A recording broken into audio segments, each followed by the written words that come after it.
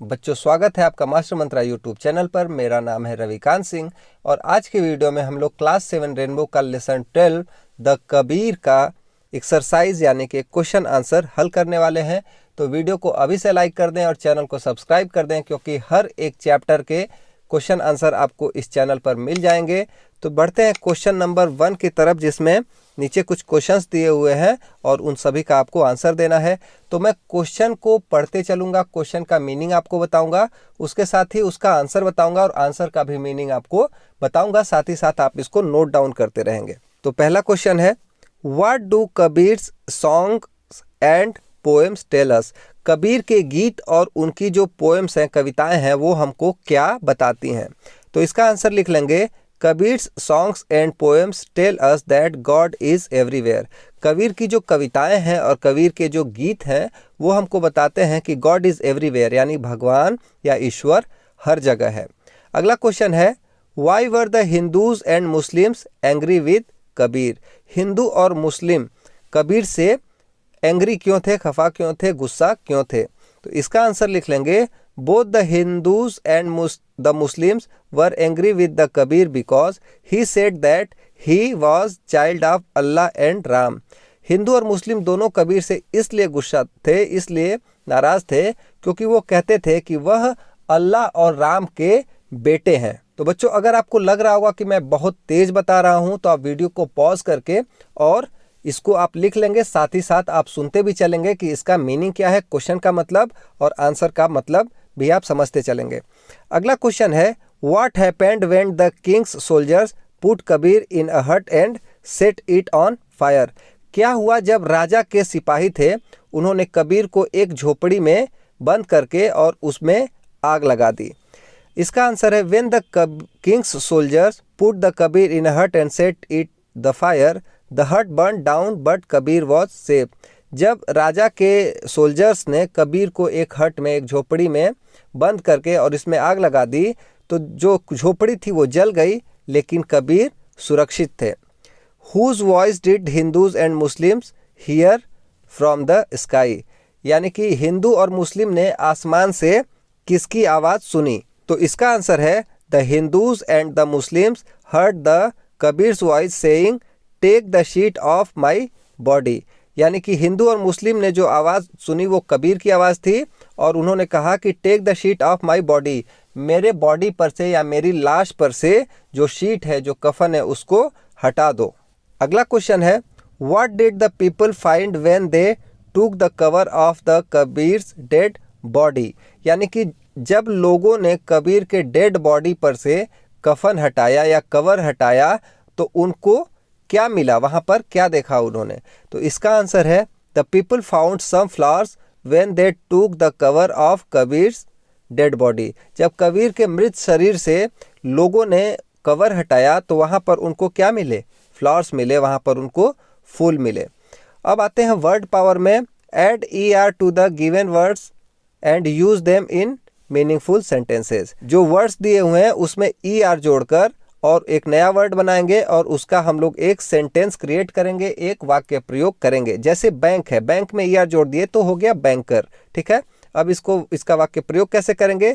My elder brother is a professional banker, यानी मेरे बड़े भाई एक पेशे से क्या है? प्रोफेशनल बैंकर है। अगला है रिफॉर्म। तो रिफॉर्म का रिफॉर्मर होता है, रिफॉर्म का मतलब होता है सुधार, रिफॉर्मर का मतलब सुधारक। तो Baba Amte was a famous social reformer, ठीक है। बाबा आमटे एक प्रसिद्ध समाज सुधारक थे। थिंक का हो जाएगा थिंकर, थिंक मतलब सोचना, थिंकर मतलब सोचने वाला या विचारक, ठीक है। Swami Vivekananda was a great thinker, Swami Vivekananda एक बहुत ही महान विचारक थे, ठीक है। प्ले का हो जाएगा प्लेयर, प्ले मतलब खेलना और ER जोड़ देंगे तो प्लेयर हो जाएगा, प्लेयर का मतलब होता है खिलाड़ी। तो the leading player of our team is injured. जो हमारे टीम का जो लीडिंग प्लेयर था, सबसे अच्छा प्लेयर था, वह क्या है? इंजर्ड हो गया है, वह घायल हो गया है। टीच का मतलब होता है पढ़ाना और टीचर का मतलब पढ़ाने वाला या शिक्षक कह सकते हैं। Bad time is a great teacher, यानी बुरा वक्त एक बहुत अच्छा शिक्षक होता है। पब्लिश का हो जाएगा प्रकाशन करना और पब्लिशर का प्रकाशक। तो इसका हो जाएगा they are the publishers of law books, वे लॉ बुक्स के प्रकाशक हैं। अब आते हैं लैंग्वेज प्रैक्टिस में। फ्रेजल वर्ब्स दिया हुआ है। फ्रेजल वर्ब होता है जैसे वहाँ लिखा रहेगा कुछ और, देखने में अगर अलग अलग वर्ड्स को देखेंगे तो उसका मतलब अलग निकलेगा, लेकिन अगर जोड़ देंगे तो उसका कुछ और ही मतलब निकल जाएगा। जैसे सेट फायर टू का मतलब हो जाता है आग लगाना, ठीक है। इसका मतलब यहाँ इंग्लिश में भी लिखा हुआ है। बर्न डाउन का मतलब जला दिया, रैन अवे का मतलब भगा दिया, सेट फ्री का मतलब मुक्त किया, और पास्ड बाय का मतलब गुजर गया। तो इसका इंग्लिश में भी मतलब लिखा हुआ है। आगे दिया हुआ है fill in the blanks with the appropriate phrasal verbs given in the box. इस बॉक्स में कुछ फ्रेजल वर्ब्स दिए हुए हैं, इनकी मदद से आपको क्या करना है कि जो फिल इन द ब्लैंक्स हैं उसमें आपको फिल करना है, ठीक है। जैसे बर्न डाउन, सबका मतलब आपने ऊपर पढ़ लिया है। जैसे the thief set fire to the building, यानी चोर ने बिल्डिंग को क्या किया, आग लगा दिया। अगला है the bird was set free from the cage, जो चिड़िया थी वह सेट फ्री यानी कि क्या हो गई, आज़ाद हो गई, मुक्त हो गई। कहाँ से, केज से, यानी कि अपने पिंजड़े से। The crop was burn down totally, जो क्रॉप थी, जो फसल थी, वह पूरी तरीके से क्या हो गई, जल गई। The boy ran away when he saw a snake, जब लड़के ने सांप को देखा तो वह क्या हुआ, भाग गया। A car slowly passed by the front of the house, यानी कि पास बाई मतलब गुजर गई। एक कार धीरे धीरे घर के सामने से क्या हुई, गुजर गई। अगला क्वेश्चन है choose the correct preposition to fill the blanks. Preposition मतलब होता है कोई चीज़ किधर स्थित है किसी चीज़ के, उसको यूज़ करके हम लोग बता सकते हैं। जैसे बिटवीन का मतलब होता है जब कोई चीज़ किसी दो चीज़ों के बीच में हो। एमंग का मतलब होता है used for more than two people और थिंग, ठीक है। दो से ज़्यादा लोगों की बात जब हम करते हैं तो एमंग करते हैं, ठीक है, कई लोगों के बीच में। बिसाइड का मतलब एट द साइड ऑफ, किसी चीज़ के बगल में। बिसाइड्स का मतलब होता है इन एडिशन टू, ठीक है, यानी उसके अलावा। तो इनका यूज़ करके हमको क्या करना है, फिल इन द ब्लैंक्स करना है। तो अपनी कॉपी में लिखते रहेंगे distribute sweets between two brothers. दो, यहाँ पर बिटवीन हो जाएगा क्योंकि यहाँ दो की बात हो रही है। बिटवीन का मतलब बीच में होता है, तो दो लोगों के बीच जब हम कोई चीज़ बांटते हैं तो बिटवीन लिखते हैं। The principal distributed the prize among the students, यानी कि बहुत सारे स्टूडेंट्स रहे होंगे तो सभी को प्राइज बांटी गई होगी, जो इनाम बांटा गया होगा, तो एमंग यहाँ पर यूज़ हो जाएगा, ठीक है। बिटवीन नहीं यूज होगा क्योंकि बिटवीन का मतलब दो लोगों के लिए यूज होता है। Rakesh was sitting beside me, Rakesh मेरे बगल में बैठा था। और he reads novels besides the text book, वह टेक्स्ट बुक के अलावा नॉवेल्स भी क्या करता है, पढ़ता है। तो इसको आप लोग अपनी कॉपी में, अपनी बुक में नोट कर लेंगे। अब है let's no more. The official language of the government of India is Hindi and English language spoken in other states of India, यानी कि भारत सरकार की जो ऑफिशियल लैंग्वेज है वह हिंदी और इंग्लिश है, और जो दूसरे स्टेट्स में बोली जाती हैं लैंग्वेजेस वो यहाँ पर दी हुई हैं। जैसे बिहार में मैथिली बोली जाती है, उड़ीसा में उड़िया बोली जाती है, महाराष्ट्र में मराठी बोली जाती है, गोवा में कोंकणी बोली जाती है, केरला में मलयालम बोली जाती है, पंजाब में पंजाबी बोली जाती है, कर्नाटक में कन्नड़ बोला जाता है, असम में असामी बोला जाता है, और आंध्र प्रदेश में तेलुगु बोला जाता है। तो इसको भी आप लोग अपनी कॉपी में लिख लेंगे, याद करेंगे, क्योंकि ये जीके का क्वेश्चन है, तो कोई भी आपसे पूछ सकता है और ये आपको आगे बहुत ही काम करने वाली है। अब एक्टिविटी में आते हैं। Right a paragraph about great poet Tulsidas, महान जो पोएट थे, कवि थे तुलसीदास, उनके बारे में कुछ पैराग्राफ आपको लिखना है। तो इसको आप लोग यहाँ से लिख सकते हैं, मैं बता देता हूँ, लिखा हुआ है, इसको देखकर भी आप लिख लेंगे, और इसका मैं हिंदी मतलब आपको समझा देता हूँ। Tulsidas was a famous Hindu saint, Tulsidas एक बहुत ही महान, बहुत ही प्रसिद्ध हिंदू संत थे।